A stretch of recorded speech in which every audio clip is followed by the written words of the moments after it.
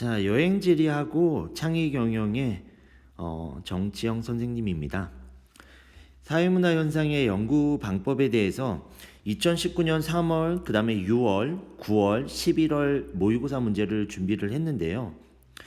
연구 방법에 대한 기출문제는 거의 무조건 출제된다라고 보시면 됩니다. 근데 난이도가 쉽냐? 쉽지 않은 게 사실입니다. 그래서 실험법에 대한 문제가 나왔을 때 쉽지 않다라는 거를 인식을 좀 하고 연습을 몇 번 정도 해야 된다. 그리고 당연히 수능에는 새로운 유형의 지금 실험법에 대한 문제들이 계속적으로 출제되고 있기 때문에 여러분들이 다방면에서 문제를 풀어보지 못하면 좀 어려움이 있을 것입니다. 자, 우리 2019년 3월 모의고사 5번 문제를 한번 볼 텐데요. 자, 보면 다음은 자료 수집 방법에 관한 수업의 한 장면이다 이렇게 나옵니다. A에서 D의 옳은 설명을 골라볼까 이렇게 나와요. 그럼 이제 A에서 D를 보니까 네 가지가 나와요. 그럼 우리가 배운 대로 보면 지금 면접법하고 그 다음에 참여관찰법은 우리가 알고 있듯이 뭡니까? 우리는 질적 연구입니다. 그럼 실험법과 질문지법은 우리는 대표적으로 양적 연구다 이렇게 볼 수 있겠죠. 그럼 밑에 보면 A에서 D까지 비교해서 설명해 볼까요? 이렇게 선생님이 얘기를 하고 있어요. A와 B는 모두 질적 연구입니다. 이렇게 나옵니다. 그럼 A와 B는 나온 거예요. A와 B가 뭐다? 질적 연구다. 질적 연구. 힌트가 주어졌습니다. 근데 밑에 보니까 C와 달리라고 나와요. C란 얘기죠. 그러면 C는 언어적 상호작용을 중시한대요. 완전히. 자, 그러면 대면을 통한이라고 나와요. 대면을 통한. 그럼 C와 달리 B는 말을 잘못했어. C와 달리 B란 얘기지. B는. 그러면 여기 지금 A, B가 나오는데 A, B 중에 B가 언어적 상호작용을 특히나 대면을 통한이라고 나와. 그럼 둘 중에 뭡니까? 질적 연구는 면접법하고 참여관찰법이 있는데 설명을 하면 면접법은 1대1로 면접을 하는 거야. 심층 면접.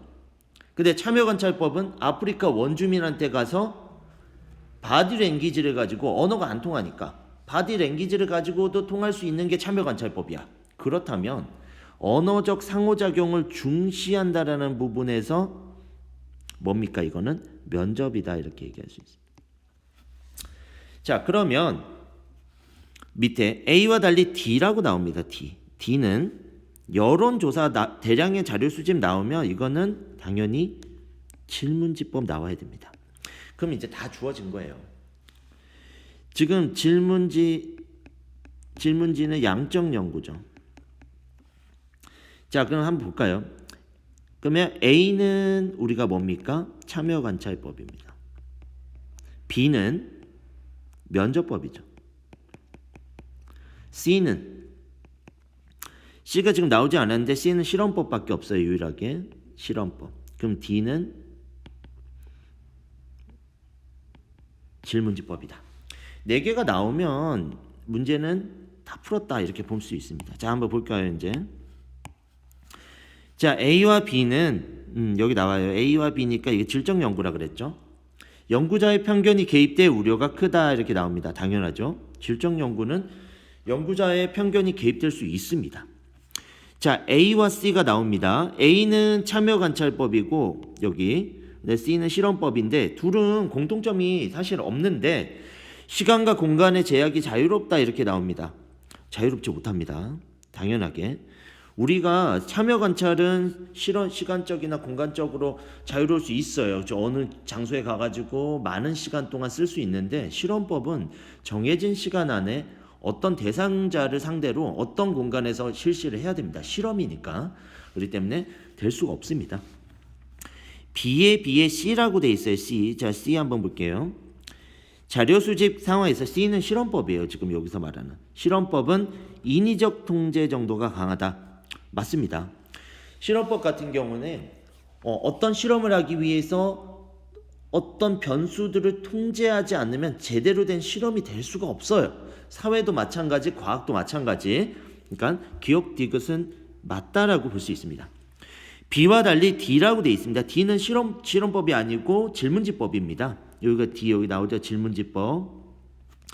정서적 교감이라고 했는데 사실 이건 중시하지 않습니다. 우리가 질문지를 나눠줘서 설문조사를 할 때 정서적 교감을 중요시한다면 너무 많은 시간이 필요할 거고, 그리고 그런 것들을 원하는 게 아니에요. 많은 자료를 통계적으로 분석하는 걸 원하는 게 질문지다. 봐야겠죠. 그래서 답은 기억 디귿이다 이렇게 나올 수 있습니다. 기억 디귿. 자, 넣겠습니다. 자, 3월 모의고사 18번 문제. 자연현상과 마찬가지로 읽어볼게요. 쉽습니다. 이거는 사회문화 현상에 규칙성이 존재한다 이렇게 나옵니다. 그럼 규칙성이 존재한다고 나오면 A를 통해 A는 뭐겠습니까? 당연히 우리는 쉽게 나올 수 있어요. 이제 맞지? 뭡니까? 양적 연구다 이렇게 나옵니다. 자, 밑에는 행위 주체의 의미가 부여되기 때문에 여기 나옵니다. 부여하기 때문에 규칙성을 갖지 않는다. 자, 그러면 규칙성 갖지 않는 건 얘는 뭡니까? 질적 연구다 이렇게 볼 수 있겠죠. 그럼 이제 다 푼 거야. 자, A는 지금 양적 연구인데 감정이입의 이해를 중시한다. 이 말도 안 되는 이야기예요. 말도 안 되는. 이건 질적 연구입니다. 통계 분석을 통해 계량화를, 이것도 완전히 반대되는 내용을 써놨어요. A, B를 거꾸로 써놨습니다. 완전히 반대로. 내용이 쉽죠. 벌써 기억 니은은 X. 답은 나왔는데 밑에 봅시다. A와 달리 B야. B는 질적 연구는 심층적 이해 맞습니다. 밑에 당연히 답이겠죠. B와 달리 A야. A. 양적 연구는 법칙 발견을 목적으로 한다. 일반화 맞습니다. 답은 5번 이렇게. 너무 쉽죠. 이런 문제가 나오면 건지는 거죠. 하나를. 쉽습니다. 시험 좀 빨리 넘어갈게요. 자, 요 유형이 제가 말하는 어려운 유형 중에 하나입니다. 자, 이 정신 똑바로 차리고 가야 돼요. 이런 문제 풀 때는. 자, 연구 주제에서 뭐라고 되어 있냐면, 자, 색깔 한번 바꿔보겠습니다. 까만색으로. 스마트폰의 의존도와 여가 활동의 관계를 묻고 있습니다. 그럼 스마트폰의 의존도가 높은 학생. 그럼 얘는 가설이 1번과 2번을 나누고 있어요. 두 가지를 물어본다는 얘기야. 이러면 난이도가 좀 올라갑니다. 스마트폰을 많이 사용하면 스포츠 활동에 참여하지 않을 것이다 이렇게 나옵니다. 그러니까 스마트폰 하는 시간이 너무 많다 보니까 스포츠 활동도 안 한다는 얘기야. 그리고 두 번째 가설을 봅시다. 이것도 의존도가 높은 학생. 그러니까 핸드폰을 많이 사용하는 학생이 컴퓨터 게임도 안 한답니다. 컴퓨터 게임도 안 한다. 이건 조금 의아하긴 한데 스마트폰 많이 하는 애들은 게임도 많이 하지 않을까 생각했는데 컴퓨터 게임. 근데 여기는 가설 1, 2를 이렇게 내세우고 있습니다. 그러면 결국은 이거를 정리를 하면 스마트폰을 많이 사용하는 청소년은 스포츠 활동도 안 하고 컴퓨터 게임도 하지 않는다. 이거를 지금 밝혀내야 돼요. 중고등학생 대상으로 1000명을 했고 근데 청소년이 중고등학생이라는 걸 가정하고 있습니다. 그리고 질문지를 통해 조사했어요. 구조화된 도구. 그래서 얘네들은 전부 다 일주일간이라고 우리는 요거를 뭐라고 얘기하냐면 조작적 정의라고 합니다. 우리가 설정해 놓는 거야. 일주일이면 일주일, 한 달이면 한 달을 우리가 요 기간만 보겠다라고 얘기를 하는 겁니다. 이걸 우리는 조작적 정의라고 합니다. 분석 결과를 발표를 했습니다. 그랬더니 아래의 표와 같고 여기 있는 표를 말하는 거예요. 자, 이제 빨간색으로 한번 가볼까요? 아래의 표와 같고 컴퓨터 게임에 유의미한 차이가 나타났다. 그러니까 통계적으로 차이가 나타났다는 얘기야. 유의미하게. 의미가 생겼다는 얘기야. 분석을 해보니까. 자, 이제 가볼게요. 구조화된 도구를 활용했다. 맞습니다. 왜? 질문지법을 썼어요. 지금 이 질문지를 썼기 때문에. 자, 기억으로 인하여, 기억 여기 나옵니다. 표본의 대표성이 확보되었다. 기억 가볼게요. 요거예요. 요거죠. 이게 잘못된 게, 자, 왜 잘못된 거냐면 청소년을 중고등학생이라고 봤는데, 자, 예를 들어 봅시다. 우리가 외국에 살다 온 학생이 그쪽에 초등학교에 있는 것들을 하지 않고 나이가 많아요. 지금 우리 학교에도 연령이 나이가 많은 고등학생이 있는데 고등학교 1학년인데도 불구하고 이런 경우에 자, 만약에 중학생인데 내가 고등학교 갈 나이 아니면 초등학생인데 내가 청소년이 아닌데 청소년의 나이에 있는 학생들도 있을 수 있다. 그러니까 표변의 대표성을 확보할 수 없다라고 봐야 됩니다. 그러니까 청소년의 범주에 중고등학생만 포함하는 건 잘못됐다. 자, 니은에서 리을은 모두 조작적 정의다. 맞죠? 지금 제가 아까 여기서 조작적 정의라고 얘기를 했습니다. 이 세 가지를 모두 다 얘기합니다. 분석 결과 가설 1과 2를 지지하는 근거된다. 한번 이제 한번 볼게요. 이게 제일 중요합니다. 이 선지 때문에 틀렸을 가능성이 상당히 높다. 자, 한번 분석을 합시다. 가설 1을 하면 가설 1은 여기 나옵니다. 스마트폰 의존도가 높은 학생이야. 높은 학생. 자, 스마트폰이 높은 건 여기입니다. 지금 높은 학생 중에 스포츠 활동을 참여하고 참여하지 않는 거에 유의미성이 나타나야 돼요. 자, 참여한 학생은 여기 나옵니다. 160명이에요. 참여한 학생은 160명. 근데 참여하지 않은 학생은 240명입니다. 그럼 아까 말했던 대로 핸드폰을 많이 쓰는 애들은 참여 안 한다라 그랬잖아. 맞지? 그럼 얘는 유의미성이 있다라고 봐야겠지. 그럼 가설일은 검증이 됐다라고 봅니다. 2번 봅시다. 스마트폰이 높아. 지금 똑같습니다. 지금 여기처럼 많아야 돼. 많은 학생이 자, 좀 지우고 갈게요. 많은 학생이 유의미 나타나야 되는데 자, 보자고요. 그럼 여기서 게임을 많이 이용하는 사람 자 봅시다. 게임을 이용하는 학생이 요거 2개예요. 컴퓨터 게임을 이용하는 학생이. 그리고 이용하지 않는 학생이 요겁니다. 그럼 이용하는 학생을 더하면 우리는 204명이 나오고요. 이용하지 않는 학생은 196명이 나오거든요. 근데 잘못했지. 스마트폰을 많이 이용하면 뭐가 나타난다? 안 한다 그랬거든요. 지금 게임도 안 한다 그랬거든. 근데 게임을 하는 학생이 지금 더 많이 나타나고 있다는 얘기지. 지금 그렇기 때문에 가설 2번은 어떻게 됐다? 기각됐다. 잘못됐다는 얘기죠. 그러니까 지금 리을도 답이라고 볼 수가 없습니다. 그 때문에 기억 디귿 1번이다. 이렇게 우리는 답을 낼 수가 있겠죠. 자, 다음 문제로 넘어가 볼게요.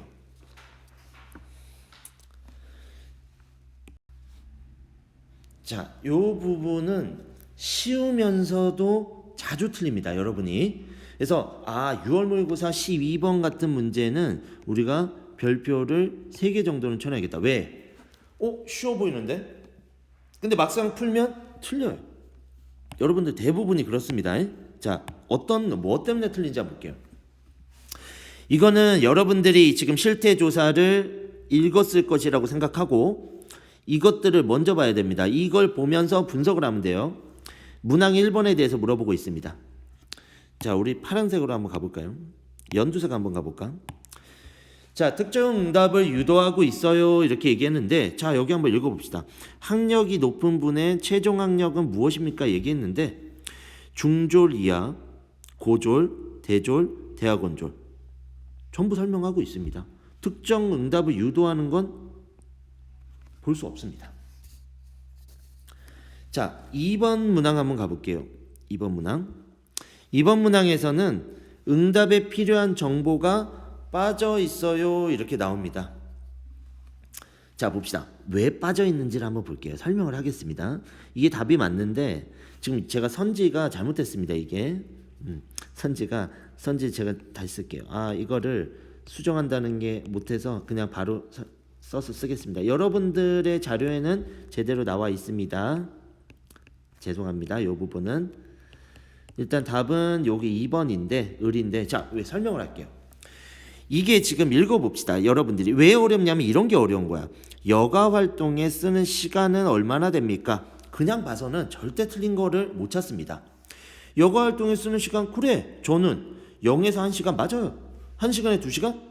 2시간 3시간? 3시간 이상. 이게 왜 뭐가 문제가 되죠? 이렇게 얘기한단 말이야. 근데 뭐가 문제가 되냐면 여기에 기준이 안 나왔어요.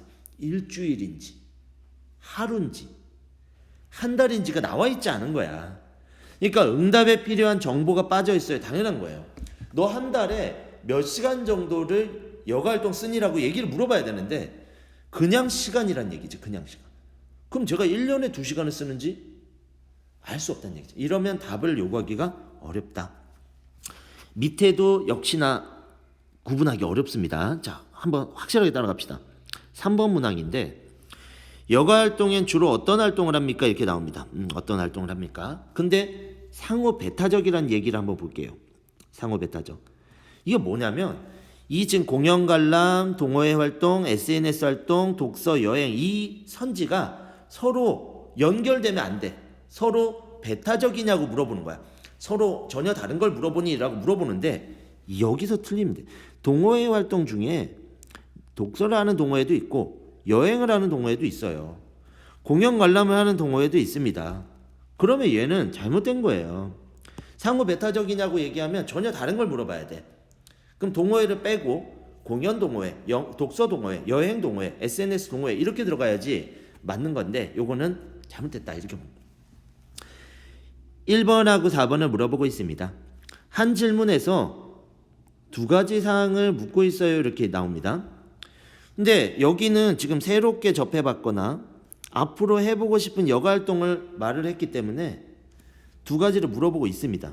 근데 여기서 1번은 그냥 최종 학력만을 묻고 있어요. 그럼 이거는 1번은 아니고 4번은 맞다 이렇게 봐야지. 틀렸다. 선택지가 포괄적이지 않아요 라고 얘기했는데 이것도 설명을 할게요. 포괄적이라는 얘기는 자 여기 한번 봅시다. 0에서부터 어디까지? 3시간 이상이 되니까 모든 시간을 포괄하고 있습니다. 근데 밑에서는 여가 시간에 어떤 활동을 합니까? 자 봐봐요. 여가 시간에 여러분들이 공연 관람, 동호회 활동, SNS 활동, 독서, 여행 빼고는 없습니까? 선생님 저는 게임하는데요. 저는 음악 감상하는데요.